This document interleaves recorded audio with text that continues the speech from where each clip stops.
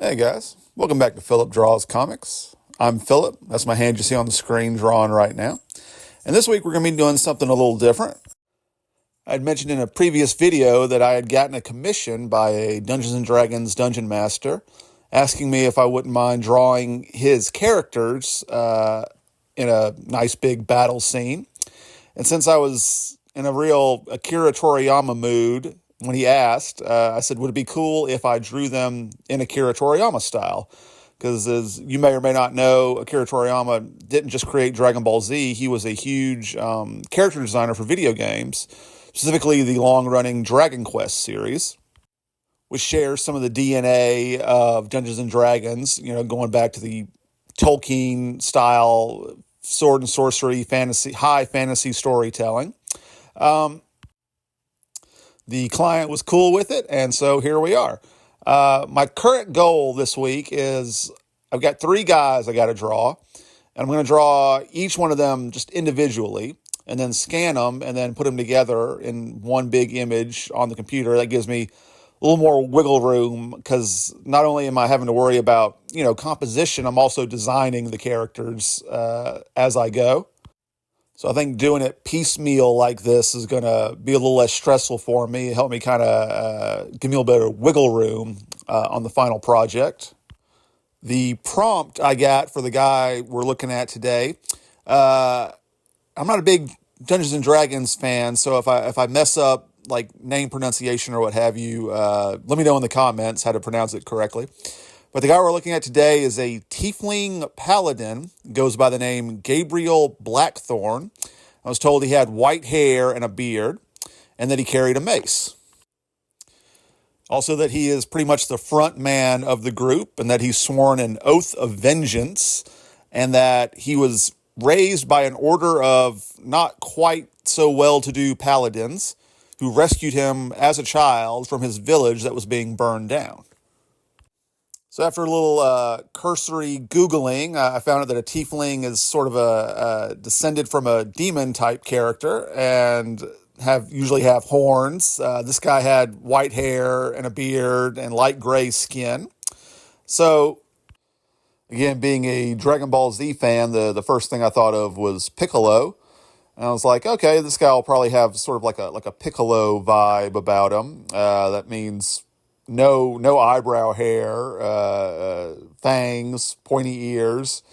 That all seem to kind of go in with the description of the character. Then there's another character designed by Akira Toriyama called Magus from the video game Chrono Trigger, who had a lot of the same kind of color schemes that was suggested by the DM. So I took all that and started perusing through some of Akira Toriyama's character designs for the Dragon Quest series of games, and found bits and pieces of various things that I liked. So I basically stole the pose from this character, and then I stole the mace from this character, and just kind of put it all together with some of the random character designs that I found on these couple of pages. And when I got done, I realized, wow, that actually looks a lot like the character Magus from Chrono Trigger. Ironically, I wasn't looking at that character as I was drawing this, but just the prompt, I guess, put that design in my head. I'm glad I didn't look at it, actually, because it may have wound up looking even more like him.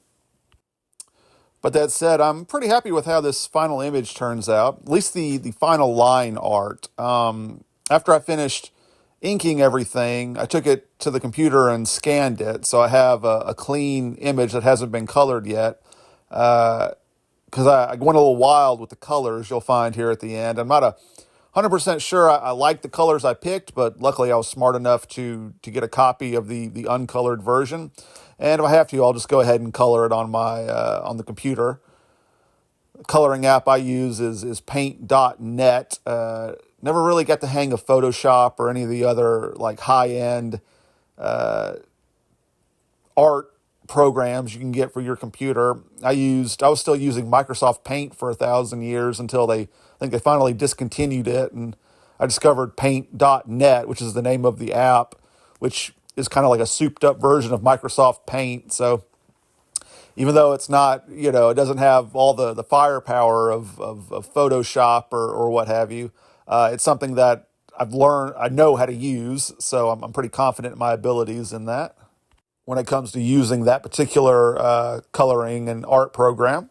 Since this character was said to have light gray skin and white hair, I was like, well, I feel like I need a splash of color in there somewhere. So on a whim, I gave him a red jacket to kind of make him stand out.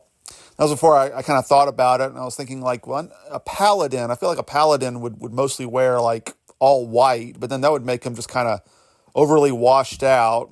As I'm thinking about it now, I may go back when I do the computer coloring and give him like maybe more of like blue and gold.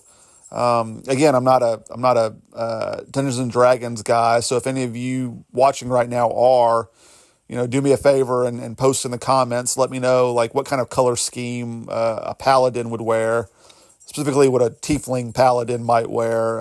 If this is about right or if I'm way off, what would look better for this character.